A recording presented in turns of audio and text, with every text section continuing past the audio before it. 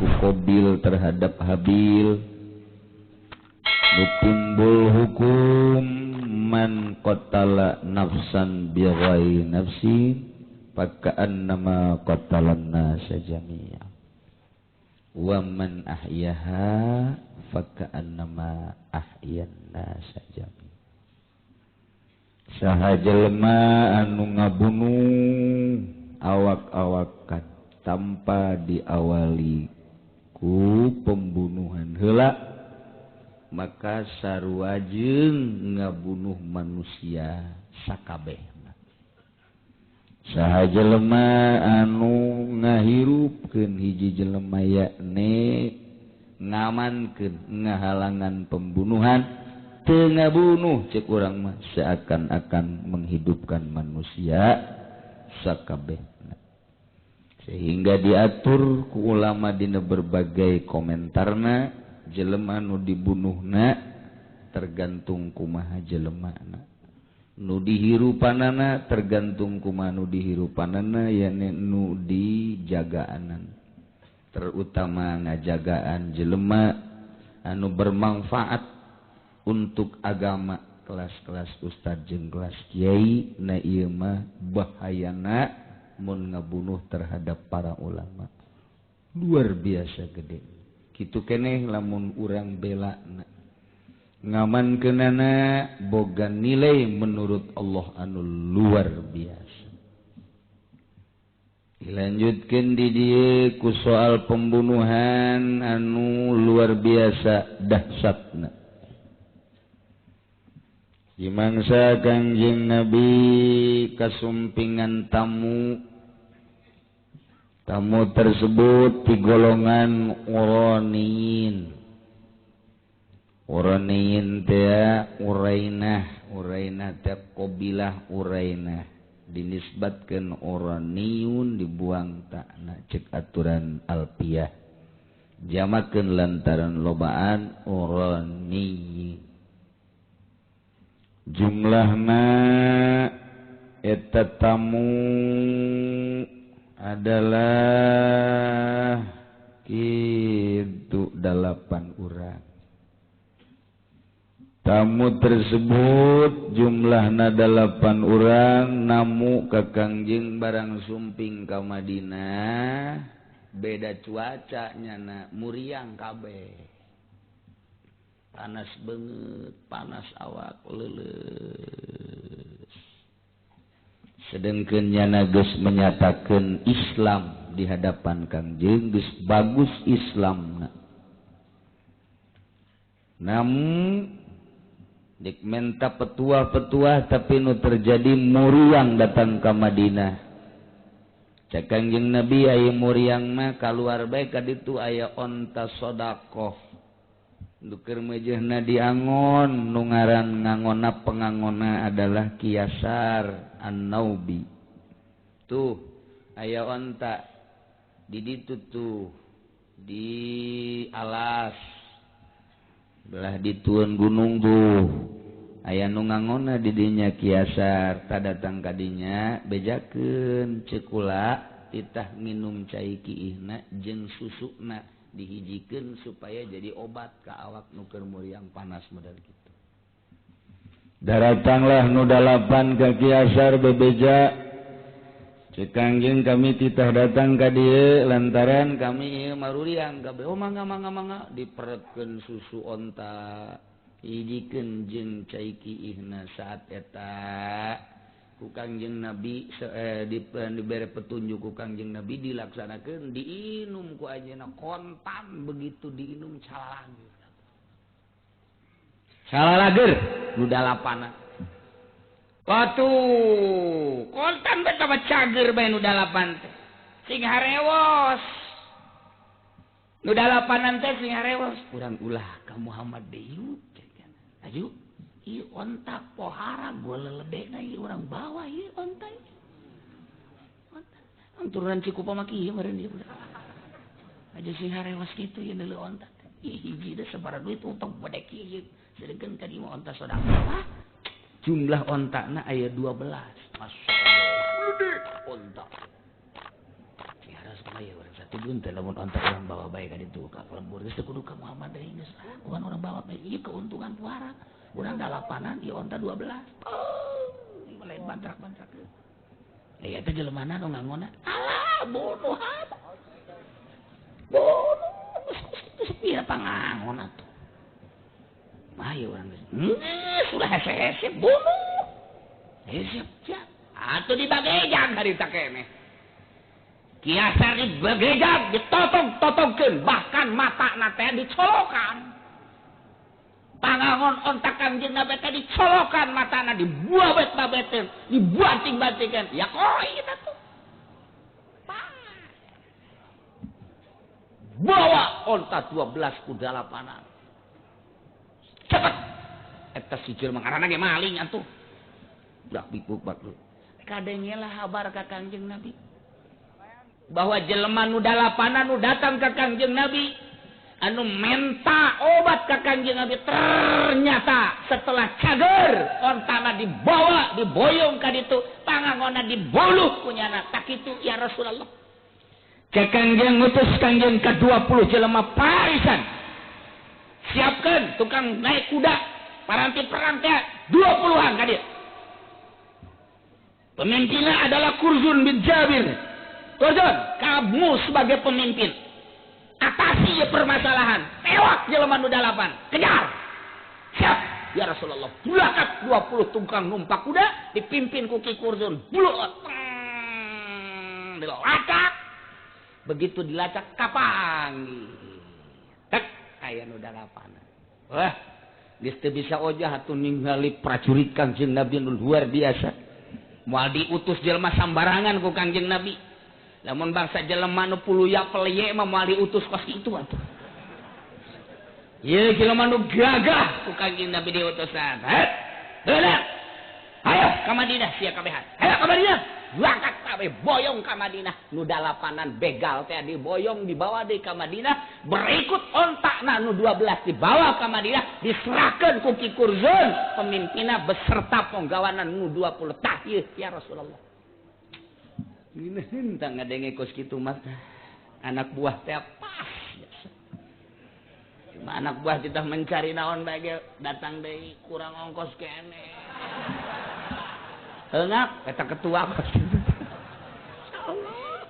tak beli ti rokok jeung ongkos bae bebeunangan henteu percis ieu teh kos anak buah bupati kuari tak beli ti indung sukuna bae masyaallah kurang oli teu jalan tah boga anak buah mah cara kos itu Kang Jeng masyaallah tanpa pamrih bulakat henteu mikiran mana ongkosan henteu sugan aya dongeng atuh aya transportasina ya Rasul ya Allah sebuah negara tanggung jawab kabehan sebuah agama tanggung jawab kabehan lamun diurang di Indonesia boga perasaan kos kitu tak ieu adalah sebuah negara mah nu boga urang kabehan artina nu boga teh saha nu bogana negara mah nu boga urang kabehan kulantaran urang kabehan negara teh lain cara zaman kuari lantaran nu boga hayu hawak lain kitu ge bego kuari mah negara mah jauh nu boga itu hutan mumpung mangpang mumpung urang keur aya di dinya cokotan ku urang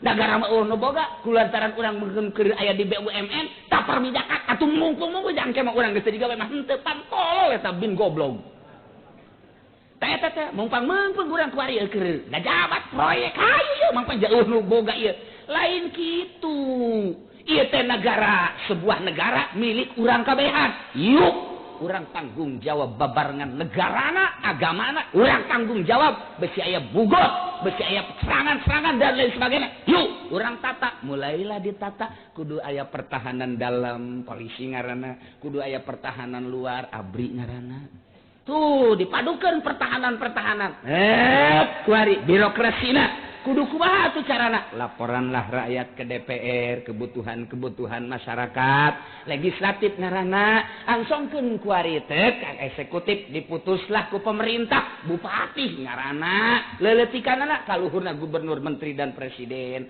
kan ngeunaheun tang ngomong mah takos kitu ngeunaheun tiis kana ceuli praktekeun coba kurang datanglah ke DPR huahehe lamun teu make kocek atuh teu dikocek-kocek kunya. Tah ieu nagara urang teh kos kitu tah. Sebel aing mah ngadengeunna. Mantak deuleu DPR teh sakumaha deuleu kadal aja ieu. Ieu nu ngurusan aing teh ieu DPR ge. Sakapeung waktu mah oh iya. Kenong bae gede ieu budak ieu. Urusanna teu beres. Lamun ada DPR teh oh iya nu sok aya di koran teh sok korupsi teh si ieu ge lobana. Ngan teu ngomong bae kabehan di Jakarta itu. Ngan DPR bae teu gua blega izin. Panggih deui jeung pemerintah. Oh iya nu sok teu beres teh ya. Hate masyarakat teh kos kitu deui kan gusia pemerintah. Ieu nu ngaji perlu bae pemerintah ieu. Hate masyarakat teh kari itu neuleusia teh tah. Neuleusia teh oh iya nu ngurusan aing teh nu teu beres teh urusanna nu di koran teh dibaca anu dipunpeukeun ieu nanti aya. Aya di koran pos kota ieu dipunpeukeun. Aya ka koran dipunpeukeun sia mah ieu. Praktek seorang DPR menggagahi nenek-nenek atuh kagok mah. Nenek-nenek digagahi atuh mending bocah. Eta kos kitu teh ieu di negara urang geus lain rahasia deui. Bacaan koran. Atuh masyarakat mah deuk maling naon? Deuk maling kotok haju 3 bulan dari itu. Men ayeuna tanda tangan 1 miliar tiis bae. Tanda tangan 5 miliar tiis bae, 100 miliar tiis bae. Itu anu disalahgunakeun ku ari. Bahasana negara mah nu boga mengpang-mengpeung. Pan goblok jeung tolol eta kos itu. Tuh. Ya, anak buah mah kos kieu ya. Berangkat, siap. Awas sampai di mana kejar, selidik. Bawa ka dia cek Kangjeng Nabi. Siap ya Rasulullah. Berangkat. Kapanggih, rek, pasrahkeun ka Kangjeng. Terserah Kangjeng kumaha keputusanan. Dah di dieulah turun ayat innama jazaa'ul ladzina yuharibunallaha wa rasulahu wa yas'auna fil ardi fasada. Ieu teh nili khususna turun ayat mah khusus ka jelema anu dalapanan tadi begal-begal pembunuh-pembunuh. Tapi nu ditinggali ku ari mah umumna lafaz mantak al ibrah bi umumil labdil bi khususis sabab. Lantaran di dieu teh bahasa teh ditinjau ku ahli usul fikih mah bahasa teh bahasa umum. Innama jazaa'ul ladzina isi mausul wal mausul min syagil umum ayasilahan yuharibunallah. Yuharibuna teh nu merangan Allah saha nu bisa perang jeung Allah ja Allah mah teu kadeuleuan. Ieu di dieu jelema-jelema anu merangan ka Gusti Allah, merangan ka Gusti Allah teh perang make senjata, urang pesen ka Uni Soviet. Pesen ka Amerika dek merangan Allah, dek nembak Allah kumaha? Di luhur cenah Allah cara Firaun, cak Firaun. Hei, Haman, nyeun hotel ka luhur dek naon ieu raja? Dek neuleuh pangeran Musa cenah di langit. Tolol tah pangeran, panjenengan aku pangeran. Eta kagoblogan Firaun teh kos kitu. Ya Haman bulli sorhan, lali ablugo. Hayang neuleuh pangeran Musa di luhur keur naon ieu? Apa keur ngedeng apa keur naon? Tolol tah Firaun. Otakna teh kos kitu pangeran sakitu. Isi cenah pangeran. Ki pangeran teh. Hayang nyandung mah pangeran nyandung. Ta ieu ge yuharibunallah. Tah lamun urang geus ngaji bayan mah geus ngaji bayan jadi santrina, hajuk tek we moal nya merangan Allah. Paling ge jelema-jelema nu cinta ka Allah disebut aulia Allah kakasih Allah Subhanahu wa ta'ala. Kahati lamun kitu mah langsung. Ya, teu aya lian balasan jelema-jelema anu ngerusak, anu merangan ka para wali-wali Allah, ka para kakasih-kakasih Allah, ka para pejuang-pejuang nu membela agama Allah, kakara ka hati. Berarti mau tidak mau di dieu teh micen mudap yuharibuna aulia Allah. Eta beunangna urang ngayakeun aulia Allah teh setelah ku urang ditotor ka mustahilan keta'alukan lapad yuharibuna kalapad Allah teh eta teh kurang nyambung. Merangan Gusti Allah kumaha carana? Berarti merangan aulia Allah. Jol ilmu bayan datang ka dinya. Berarti di dieu teh majad bil hazfi wa minhum ma yarabuhu taghayyara bi hadbil ladzin aw ziyadatin tara jol aya betna.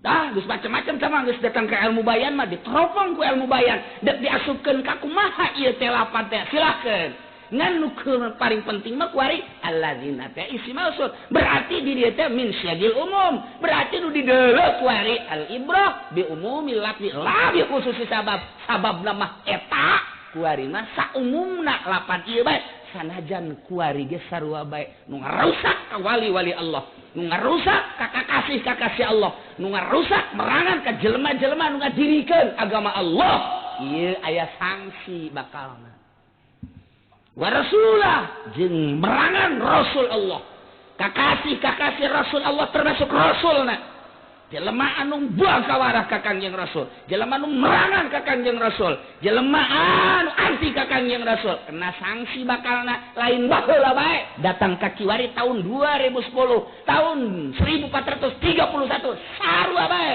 umumna lafaz di dieu terus bergulir sampai iraha bae maka diputuslah kuari jelema anu ngarusak merangan kakasih Allah nu berjuang ngaluhurkeun agama Allah merangan ke rasul Allah tidak terkecuali di dalam negara eta sorangan atau pentukang nyekel negarana atau di luar negara saha bae nailah sanksina awas ayyuqattalu aw yusallabu aw tuqatta'a aydihim wa arjuluhum aw yunfau minal ard opat jelema anu merangan para kakasih Allah ngarusak kakasih Allah merangan rasul Allah merangan kekasih rasul Allah dengan cara muslimin diperangan dihancurkeun wa yas'auna fil ardi fasadan jeung nyana ngalaksanakeun kerusakan-kerusakan di muka bumi ieu dengan cara bikotit tarik ngabegal ngahalangan kelancaran perekonomian ngahalangan kelancaran perpolitikan nyokot nyedot karena hasil jerih payah masyarakat baik sekelompok maupun secara nasional nah ieu kena sanksi ayo qatalu bunuh jelema nu kos kitu teh aw yusallabu atawa panjer salib aw tuqatta'a aydihim wa arjuluhum min khilaf atawa potong leungeun jeung sukuna disungsang leungeun nu katuhu suku nu kenca sungsang aw yunfa'u minal ard atawa buang jauhkeun ti bumi eta ulah aya di dinya ulah aya di negeri eta ulah aya di daerah eta atau ieu amankeun dibui bae yun faucek bazaban api mah ulah kudu dipikeun ka Sumatera ka Palembang lantaran nyana di ditu bisa nyieun ka gorengan desel bui sarua bae sempitkeun ruang lingkup hirup manehanana boy ulah nyieun kekacauan deui jeung karusakan bui ta ieu hukum teh berjalan terus datang ka kiwari nu asli nama sakumaha tadi jadi sabab model etap tadi maka hukum berlanjut sampai ke ayeuna neruskeun lalakon nu tadi kumaha lalakon nu tadi cakang jeung Nabi bunuh eta nu 8 dibunuh salib disalib can aya ketentuan hukum anu diperinci saat eta kakarak instruksi ti Gusti Allah bahkan akurkan cek Kangjeng Nabi pembunuhan terhadap anu 8 ieu sakumaha nya ngabunuh pangangon onta teh tadi kumaha nya ngabunuhna dibabet-babetkeun di antarana naon deui di antarana matana dicolokan sipatan ye make beusi menang meuleum atuh ku sahabat dibeuleum we beusi sesuai jeung nyana waktu nyiksa pangangon beuleum geus beureum matana disipatan hiji deui geus teu kacaritakeun kumaha bakalna betus tinggal betus geus sipatan kabeh teh sipatan beuleum sipatan totokeun salib bunuh nu 8 dibunuh disalib disipatan maka sifat tina besi nang meuleum tah asalna eta nah kuarilah jadi keputusan hukum nu mantap jadi teh aya ao bahasana ao teh cek tukang alfiah mah maknana loba ti dieu diasupkeun kana litakhir tapi cek Imam Syafi'i mah lain Eta ngagunakeun huruf aw bae ge masyaallah hese luar biasa. Eta aw bae ge pan aw teh maknana loba mun urang geus ngaji alfiah mah. Nah, aya aw li taksim, aya aw li takhir. Tah eta teh aw bae ge loba jasa. Nah, ulama ngabentangkeun masalah aw cek Imam Hanafi mah kieu, cek Imam Hambali mah kieu, cek Imam Maliki mah kieu, cek Imam Syafi'i mah kieu. Urusan ao bae deuk netepkeun hukum hempek jasa. Kunaon ai Muhammadiyah main caplok-caplok bae. PKS main caplok-caplok bae ngahartikeun Al-Qur'an. Eta ao bae gen mantap kula mah lamun aya jelema ngahartikeun Al-Qur'an make polona ditangtangan ka dieu aing mah lain deuk nanya ao bae heula. Aw bae hiji bae aw aya sabaraha rupa siang manana mun bisa sia berarti pinter mun teu bisa ya leungeun aing geus dipuasaan ya ngan teu tamat si aing ya tampiling sia ku aing sangeunahna bae asana gararete geus ngadenge komentar kiai kuari kiai nu belah kota ngahartikeun Quran teh tanpa make alatna tasrifanna kumaha nahuna kumaha ilmu mantekna kumaha bilagahna kumaha asbab nuzulna kumaha kemudian umumna ilap lapat teh kumaha ditasarupkeun kana kitu zaman kuari teh kumaha eta teh lain bantrak-bantrakeun kudu 12 pan menguasai ijtihad ngaranna mun teu becus atuh tuturkeun bae sia mah make jeung goplek sorangan bae ulah wakan nafsiran Al-Qur'an jeung aing bae heula sia mah ngadu jeung gelut-gelut geus lah pokona mah asal aing lobaan sorangan. Si eleh doang sorangan jeung sorangan mah. Nah eta takos kita hesi aw bagi. Ya Allah, ya Rabbi masyaallah. Dina alfiah khair abih qasim bi aw wa abhimi wasfuq wa idrabun biha aidan numi. Wa inu geus mararodok Pak. Oh jahe. Coba nu teu modok cara sia. Nah nu dibaca tak ku kecak aing ge mondok. Kayak nggak bodoh, ayah rumus-rumus tersendiri. Pan ayah santri mah atau kiai jahe, ayah dibacakan kiai baca kartik kayak gini. Ayah siapa? Poho sebenarnya mah. Mana aw bae khair makna litakhir. Khair abih makna ibahah, qasim makna litakhir. Khair abih qasim. Bi awa abhimi makna ibham, wasquk makna syak. Idrobun wa idrobun numi makna idrob didinya bae sabet eta geus tujuh makna aw doang ayo bisi PKS ya jeung aing sia jeung aing geus pokona ngaranna ulah ke jeung dokter-dokter nu harebat aing bae mah teu boga dokter adeus aing mah SD hampir teu tamat sabar aing mah aing tangtangan bae ayo digucak-gecek di alfiah bae sia ku aing moal bisa balik sia kajian hukum bae ge ya digucak digecek di alfiah bae geus pokona aing mah sia bisa sia dibere dahar ku aing teu bisa ku aing sia awas ditotongkeun sia ku aing aw doang eta tah perbut ulama teh baheula ieu teh aw teh li taksim tak ieu teh aw malulu tuh nya ayu qattalu aw yusallabu aw tuqatta'a aydihim wa arjuluhum min khilaf aw yunfau minal ard eta aw ngagunakeun aw deuk dikamanakeun maknana hayo lamun urang ditanya kos kitu ampun teu bisa urang tuh tampillah Imam Hanafi, tampillah Imam Syafi'i, tampillah madzhabul arba'ah. Ieu teh deuk ngagunakeun aho supaya jadi keputusan hukum. Puyang luar biasa. Puyang. Bener cenah kiai ngadengekeun ge puyang. Atuh sia memang ngadengekeun ge puyang bae ieu. Sakitu ge ngawuduk heula tanggal 1. Puyang bae. Waktu puyang naik mah heran ieu jeung urang Cikupa mah. Puyang mah.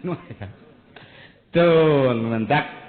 Di dia lain sambarangan engke aya nu dipadu ku Imam Syafi'i antara dibunuh jeung disalib aya nu dibunuh doang tanpa disalib aya anu teu kudu dibunuh ngan seukur diusir doang atau dibui eta kan keputusan hukum teh bakalna kos kitu aya anu nya dibunuh nya disalib nya dipikeun aya anu dibunuh doang tanpa disalib aya anu kitu dipikeun doang atawa dibui doang tanpa dibunuh jeung disalib eta hayang nangtukeun hukum seperti eta aya kan ieu keneh dina bahasa aokna masya Allah jadi lapar deui ngaji lamun kosi sapiring 3 sapiring tuh dak fal qatlu tadi dia au litartibil ahwal.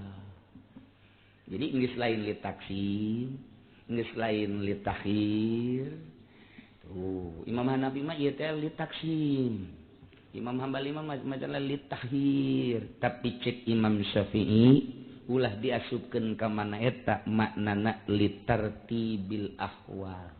Geus ngodok kana makna litartibil ahwal ditinggali kalimat per kalimatna supaya asup ieu teh jadi keputusan hukum. Eueuh tanggeus di Alfiyah mah litartibil ahwal teh. Janu aya ge tadi khair abih qasim bi aw abhimi wasku wa idrbun biha aidun numi. Litartibil ahwal geus permainan kelas tinggi berarti. Geus neuleuh kana keumuman jeung kakhususanana nah ieulah ditinjau tina tartibil ahwal bentuk maknana kuari. Jadi keputusan fal qatlu liman qatala faqat lamun aya jelema ngabunuh cukup sangsina bunuh deui. Hiji. Kedua wasalbu liman qatala wa akhadzal mal aya jelema ngabunuh bari hartana dicokot jelemana dibunuh na ieu mah di samping dibunuh salib deui jelemana. Keputusan hukum teh sangsina model eta. Katilu wal qat'u liman akhadzal malan walam yaqtul aya jelema ngan nyokot hartana doang kabeneran aya sani seben sayqoh jelemana mah teu dibunuh hartana doang dicokot nah ieu mah potong doang leungeunna tanpa kudu dibunuh deui. Kaopat wa nafyu liman akhafa faqat aya jelema ngan saukur nyingsieunnan doang nyieun huru hara doang nyieun kitu naon di lembur teh di kota teh nyieun huru hara nyieun teu tentrem masyarakat nyingsieunan ieu mah kudu diamankeun asupkeun ka buyan atau pikeun ka mana bae. Keputusan hukum jadi kos kitu timbul tina ao doang. Masyaallah mantak wa alaihi asy-syafi'i sarua jeung kaul etalah keputusan Imam Syafi'i wa ahassu qaulihi anna salba salasan. Cuman taktikna kieu cek Imam Syafi'i mimiti jelema teh dibunuh heula kakarak disalib lamun aya jelema ngabunuh kemudian hartana dicokot nya hartana dicokot nya jelemana dibunuh ta eta bunuh setelah dibunuh jelemana salib setelah 3 hari atawa cek sakaul malain kitu qablahu faqalilan salib heula sapoe karak bunuh. Nah etalah keputusan hukumna. Masya Allah. Tah eta kos kitu keputusan hukum urang dek nyieun hukum kumaha hese jasa Al-Qur'an. Ieu sakieu geus dijelaskeun ge ku Imam Syafi'i lamun ditanya ya di imah ku pamajikanna ka haji tadi ngaji. Nyaritakeun naon dina tafsir. Aing puyeng tadi baja. Nyaho teh kiai, nyaho kiaina nyaho aing puyeng. Puyeng keputusan asal geus patali jeung hukum bae ge hese. Quran mah asal patali jeung hukum bae ge. Nyaho tanyakeun we kana sejen lah ulah ka aing cek haji teh. Emang ka haji teu ngadengkeun teh ulah bawa omong sia. Aing puyeng. Sebeteng meureun ka. Kitulah meureun. Biasana di Lokadarja engkol paminggu jeung engkol tadi mah ja. Puyeng. Eta keputusan hukum teh kos kitu. Dibukukeun.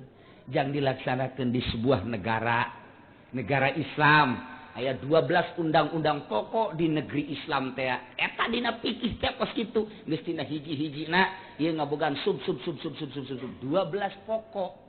Anu dibukukeun mah dikitabkeun mah teret. Jadilah Fathul Muin. Aya ubudiyah, aya muamalah, aya munakahat, aya jinayat. Eta teh hukum jang hukum nagara teh kos kitu teh. Jang ubudiyah nanti mimiti pelaksanaan syarat jeung rukun datang ka sangsina. Muamalah ge mimiti jual beli gade menggade dan kredit mengkredit dan lain sebagainya sampai ka sangsina dunia jeung akhirat mangke bakal kanyahoan gitu munakahatna ti mimiti pernikahanna syarat jeung rukunna soal nikah tolakna idahna jeung sajabana kabelah dituna sampaikeun ka sanksi-sangsina kitu keneh masalah jinayat-jinayatna datang ka sanksi-sangsina etalah kitab sebuah negara kuduna dicekel Fathul Muin. Tah lamun urang geus jekelan Fathul Muin, Fathul Wahab, Ikna, tah eta kakarak negara mantap luar biasa. Kajun atuh negara mah negara demokrasi bae ngan rujukanana kitab eta Nihayatul Muhtaj, Tuhfatul Muhtaj. Cara di zaman Soeharto rada deres kitab rujukanna Nihayatul Muhtaj. NU mengemas menang hasil muktamar Bahsul Masail, menang nyokot tina Nihayatul Muhtaj, Tuhfatul Muhtaj, kitab Raudhah. Tak diasupeun ka negara deres aman jelema. Kuari nyokot kitab dah masalah lain di dinya. Kuari mah ieu PKS teh tah lain menang tina kitab Ahli Sunnah wal Jamaah mun hayang nyaho mun hayang nyaho mun hayang nyaho mun hayang nyaho mun hayang nyaho mah. Kuari dibeledag-beledagkeun sia apeh ngarti heuh.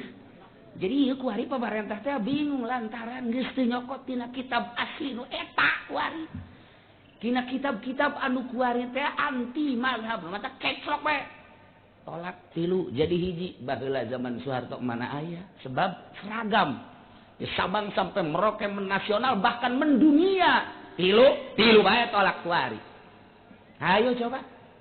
Nah ini akibat rujukan kitabna lain kitab Ahli Sunnah wal Jamaah.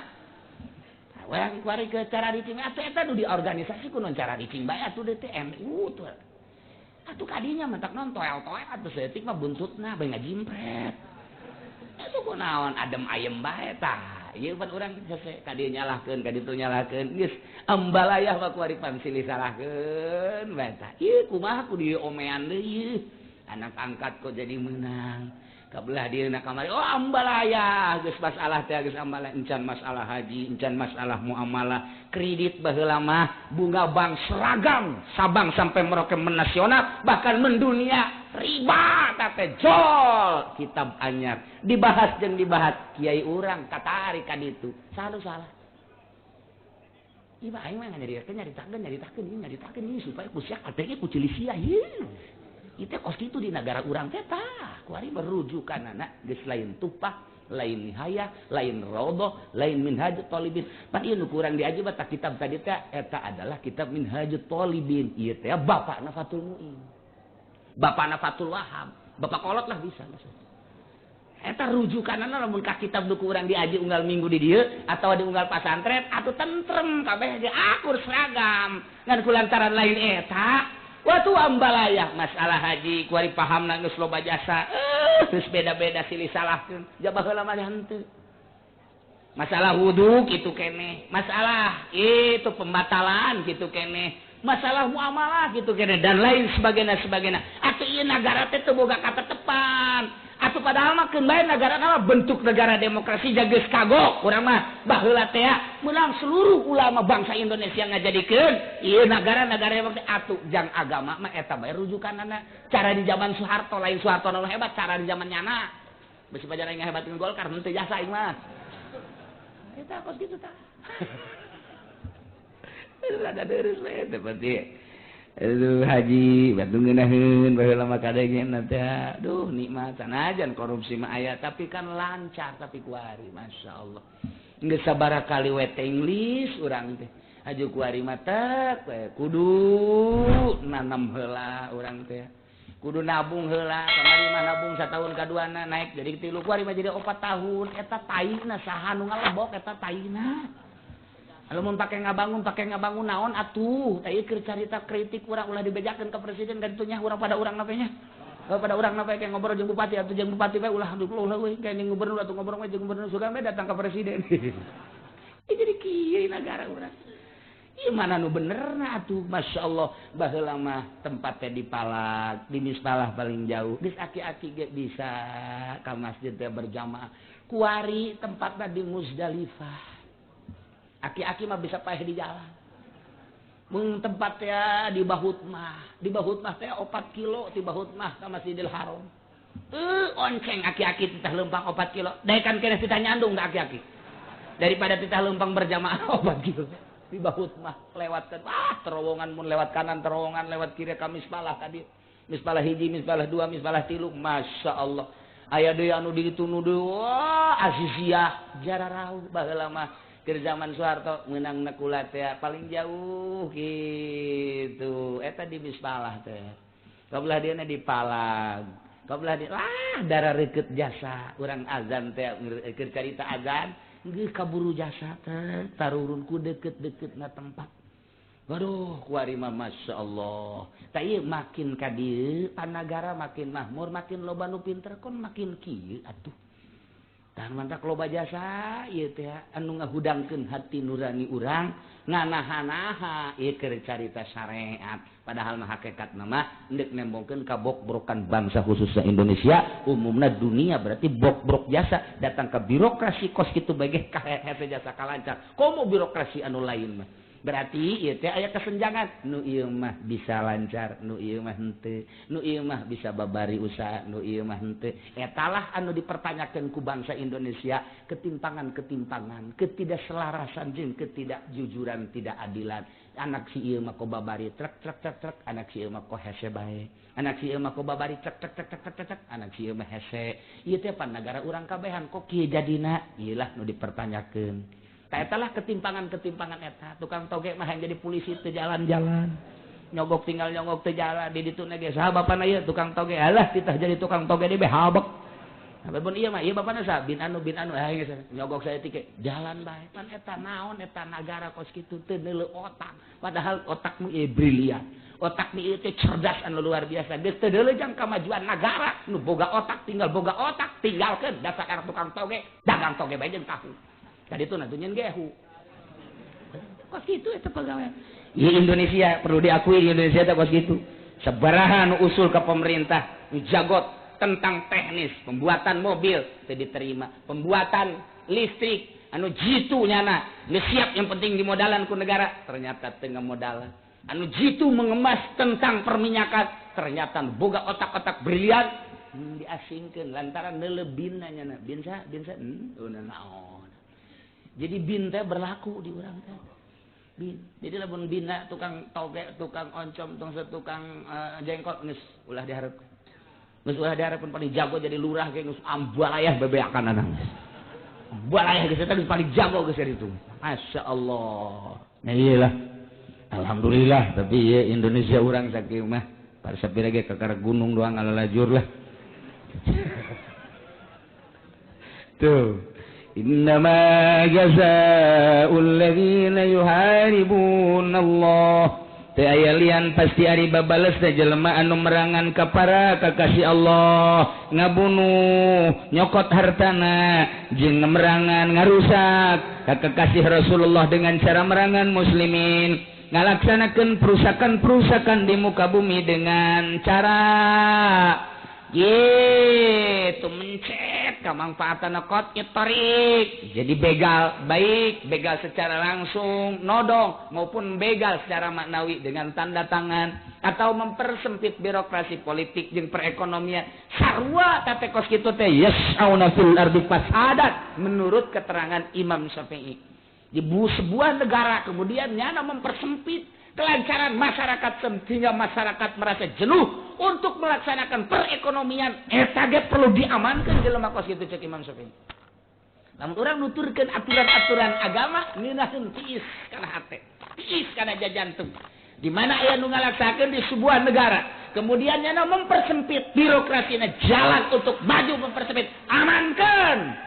Bui jelema kos kitu mah supaya berpikir masyarakat dengan jernih ngalaksanakeun perekonomian supaya himmatul aliyah eueuh kendala nanaon eueuh izaan syadidan eueuh kesulitan lantaran lancar dek usaha ieu lancar dek berpolitik di dieu lancar di ditu lancar eta teh negara teh titah kitu ku agama mah kemudian henteu berarti yas'auna fasadan melaksanakan kerusakan, mempersempit birokrasi, mempersempit perekonomian dan perpolitikan, atau langsung nodong, menta, ngabegal. Ieu mah bunuh, ayyuqattalu, aw yusallabu, salib, atau tuqatta'a aydihim, anu tukang maling, geus aya nisab syariqahna, potong leungeunna sakieu heula tah,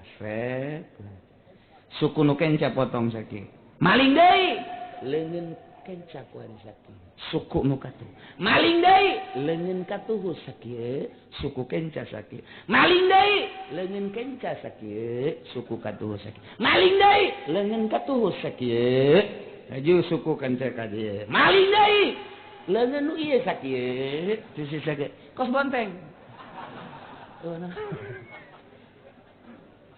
tuqatta aydihim wa arjuluhum bin khilaf aw yulfau minal laut atawa bui ikeun bui keputusan hukum sakumaha tadi zalika lahum khizyun fid dunya wa lahum fil akhirati azabun azim tata teh babales modal tadi eta teh satu kehinaan untuk di dunia batur bisa neuleuh kahinaan-kahinaan supaya ngerenyed ulah daek kos kitu lantaran kadeuleuh ku masyarakat rame nyeun kalakuan model kitu teh dibunuh ngabunuh bunuh deui maling potong ngabunuh nya maling salib nya dibunuh masyarakat engke ngeunah ngeuleuna sieun amat nu mantak dilaksanakeun kisos teh cek Al-Qur'an walil qisas hayatu ya ulil albab walil qisas dilaksanakeun hukum kisos teh bunuh deui potong maling potong leungeuna atawa dibui anu samistina pembuianana ieu bakal aya hayatun kahirupan anu ngeunaheun laf jinawi ya ulil albab he nu boga otak anu sampurna dalika teu ngalaksanakeun hukum kisos amburadul di nagara berarti maneh teu boga otak anu sampurna otakna otak boloon kabeh asa teu dilaksanakeun hukum kisos bolon bintang tinggal bintang kebloonan berarti di dia nu sokos kenong teh naon ngaranna naon aing mah teu nyaho tah eta berarti bintang kebloonan sebab teu ngalaksanakeun sakumaha sesuai aturan Al-Qur'anul Karim masyaallah kuari nyana nyeri di beloon-beloon ku kiai geura pae